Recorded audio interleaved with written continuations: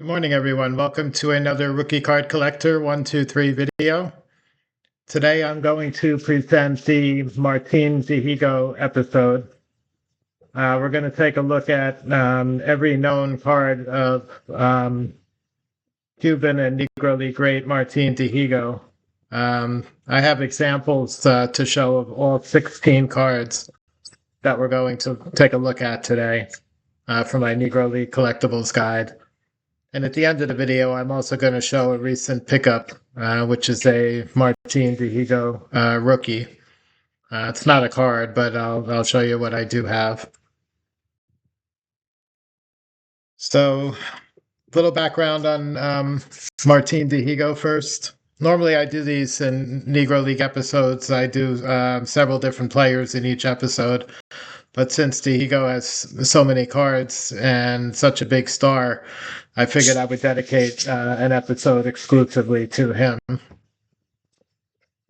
So, Martin Dihigo, Negro League career spanned 1923 to 1945. He was considered the most versatile player in Negro League baseball history. Played every position on the field, including pitcher, catcher, and after his playing days were over, he was also a manager. So nothing that Martin Dihigo could not do on a ball field. Began his Negro League, U.S. Negro League days with the Cuban Stars East Ball Club. He would play there from 1923 to 27, as well as 1930. In between, when he left the Cuban Stars, he played for the Homestead Grays for one season, 1928. He moved then to the Hilldale Daisies for 1929 to 31. And all three of those ball clubs were major powerhouse teams in the U.S. Negro Leagues. He also played for the Baltimore Black Sox for one season in 1931. That was actually a partial season. Was back in the U.S. Negro Leagues in 35-36 with the New York Cubans and played one additional season there in 1945. And spent several summers during the early 40s, not in the U.S., but in the Mexican Summer League, 1940 to 44. So the most versatile man ever to play the game of baseball was Martin Dihigo. A natural five-tool player, the graceful athlete had an exceptionally strong arm, great range in the field, very good speed on the bases, and was a superior batter with power at the plate. His batting skills were quickly demonstrated during his early years with the Cuban Stars. His first season with the Cubans was 1923, the year the Eastern Color League was organized. He led the league in home runs in 1926 and tied for the lead in 1927, while hitting .421 and .370, respectively. Meanwhile, he was also playing winters in his homeland, which was Cuba. With Havana, he hit over 400 twice, posting averages of .413 and .415 in consecutive seasons, 1926 to 1928. Hit over 309 times during the period 1924 to 1938, adding a 10th season over 300 a few years later. Dihigo remained primarily an everyday player until 1935-36 with Santa Clara in the Cuban League.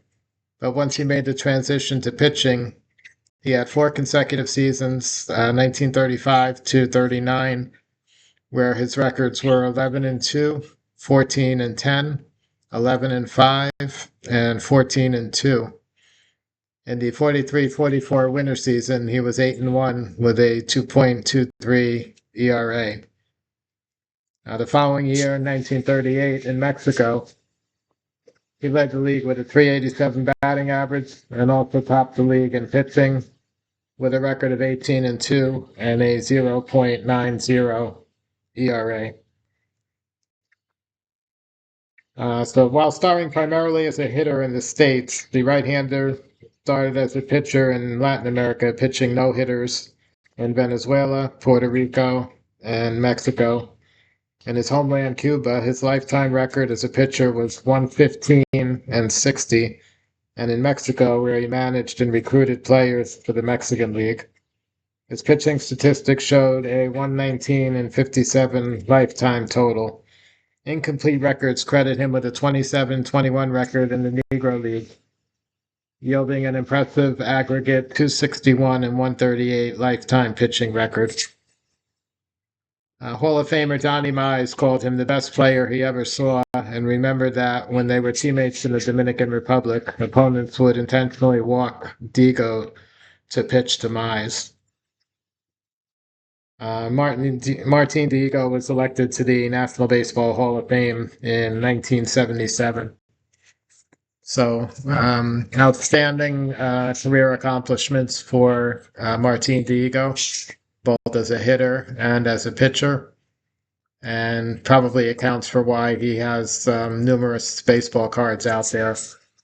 Not compared to the MLB players, but compared to the other Negro League stars. And of course, they never made any Negro League cards in the US, so everything I'm going to go over today originates from Latin America. So that's going to include Cuba, Mexico, Venezuela, Dominican Republic. And although he did play a short time in Puerto Rico, I do not believe there was any cards ever produced of Dihigo in Puerto Rico. So let's get started looking at the cards here. First card we're going to take a look at is, see if we can get the camera to focus here. So we have the 1927 to 28 Mallorquina, Martin Dihigo. This card picturing him with his Habana uniform. This is a Cuban Winter League issue from 27-28. Mallorquina was a caramel candy company. These cards were very tiny, kind of similar to the 1930 Bagor chocolates that were also put out in Cuba. They're also super rare. There's, I believe, 2 uncut sheets of these known to exist. I believe one of them's a proof sheet where the back is blank. And the other sheet, I'm not sure. But the singles, as far as individual cards, I believe Dihigo only is known to have one card out there, one example, and possibly 2. Just about everybody in the Mallorquina set is going to fall into that same parameter. Well under 5 pop report numbers for everybody in there. Other major stars in that set were Pop Lloyd and Willie Foster, both Negro League Hall of Famers as well. So the true rookie card for Dihigo is really the 27-28 Mallorquina. With only one known example, it's just about an impossibility to own that one, obviously. So, but it is his earliest professional baseball card. Next, we're going to look at the next 4 cards are all related. They're all from the same country and the same issue. So the first one here is the most popular and most famous one. These are from Venezuela. These are they were issued over a couple of seasons, but they're primarily 1931 to 32. They're black and white or sepia images. Most of them are black and white. And they're usually in action shots with multiple players pictured. So in this case, the first card here, it's 1931-32. It's a Venezuelan League card. The issuer is Doble Aguila, and it pictures Dihigo. Dihigo is the guy here, the larger size player in the image. He's a base runner. He looks like he's crossing first base there. And you probably can't see it in the image on the screen here, but he's actually wearing his Hilldale Daisies, which is his true Negro League U.S. Uniform. Apparently, he wore that uniform at some point during the 31-32 Venezuelan League season. Possibly was running short on the Venezuelan uniform that he normally would wear. Concordia, I believe, was the Venezuelan uniform. So this card is the only known card picturing a Negro League Hall of Famer in his Negro League uniform, not including postcards, as there were some postcards made of local photography studios in the US, such as the Homestead Grays set that was produced in 1930. So Doble Aguila 3132 Digo in its Hilldale uniform, the most popular of all the Venezuelan cards. There's four different cards I'm going to show from that series. Okay, the next one up we're going to look at here. I'll show all three of these at once. The Digo image in each one is very small, but he's pictured in action shots. The back of these have text, which is all in Spanish, and it identifies Digo as well as, in a couple of cases, the other ball player that's pictured in the image as well. So these three are also 3132 Doble Aguila, Venezuelan League black and white cards. They're about tobacco card size. And this one here, the first one pictures Digo in a batting swinging pose. The middle one has him in um, a running or getting ready to slide pose, and then the last one has him in a batting pose as well. So three more 31-32 Venezuelan Doble Aguila. These are all super rare. Populations on these are also in the five or so range. It's a much larger set. There's numerous players in there. Most of them would not be known even to the astute Negro League collector. I know Totila Vargas is one of the bigger stars that's in there. Over the years, I've heard rumors that Cool Papa Bell had a card in there. It's never been confirmed. I don't think that that's true. So four total Martin Dihigo Venezuelan League cards, all Doble Aguila, and all from 31-32. Okay, next one we're going to look at is a 1943 to 44 La Campana, which is this one here. See if I can get the camera to focus better. So La Campana, that was a Mexican League card of Diego. I mentioned earlier the early 40s. He played in Mexico during the summers, not the U.S. Negro Leagues. So La Campana is an extremely rare. These are more like a premium, so these are oversized. They're not card size. And pictures Diego still during his playing days, but getting later in his career at that point. And again, these are, I've never seen one of these in person. Population's probably only a couple. Okay, next one is a little more common. You might have seen this one before. This is a 1945-46 Caramello Deportivo, Martin Diego. This is from the Cuban Winter League, from the 45-46 season. He's pictured here with a neck up portrait pose. The card numbers in the baseball. The backs of these cards are again printed in Spanish because they're from Cuba. And they have a brief player bio along with some pertinent information and the Caramello advertising on the back as well. Okay, next one we're going to look at is also from Cuba, 46-47 Almanaque. This is another very rare issue, much rarer than the Caramellos that we just looked at. All these cards from Cuba are very thin, paper thin, kind of like newspaper stock almost. And the Almanaque population on that one, I believe, is in the 5 range as well. That one's in color. Most of the cards, or all the cards we looked at so far, were all black and white. So the Almanaque is the first one in color. That's 46-47 Cuban Winter League. He's pictured in the Cienfuegos uniform on that one.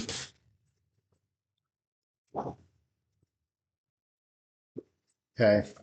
Next one we're going to look at is it's another 46-47. This one's going to be the Caramello Deportivo, the second year they produced cards. 45-46 was the first one, also black and white. The second year, Digo, is 46-47. Again, the card numbers in the baseball, the back has the bio and the stats on it, and the Caramello advertising. These are rarer than the 45-46, the first year issue from Caramello Deportivo. But they are more likely to be found than many of the other Dihigo cards that we're looking at. Okay, next one up is another 4647 from Cuba. These are called photos, Fotos, and these are real photo postcards of a number of the Winter League ball players. And this one has a nice portrait of Dihigo there. These are extremely rare populations, again, under 5 on this issue of photos. Never seen that one in person before. Okay, the next one here is one of the more common ones, considering how rare almost all his other cards are. This is a 4647 Propaganda Montiel, another Cuban Winter League issue. This one's almost a full body pose of Dihigo. It's actually the same image as the Caramello Deportivo from 4647. And I believe it's also the same image as the 45 as well. It's just the 45 cuts off the card by his just below the neck. So Propaganda Montiel, there's a few more of those out there than many of the other Digos. These have the yellow border, or yellow or orange border. Otherwise, they're black and white images. It's not coming in too clear now anymore. It's a little better.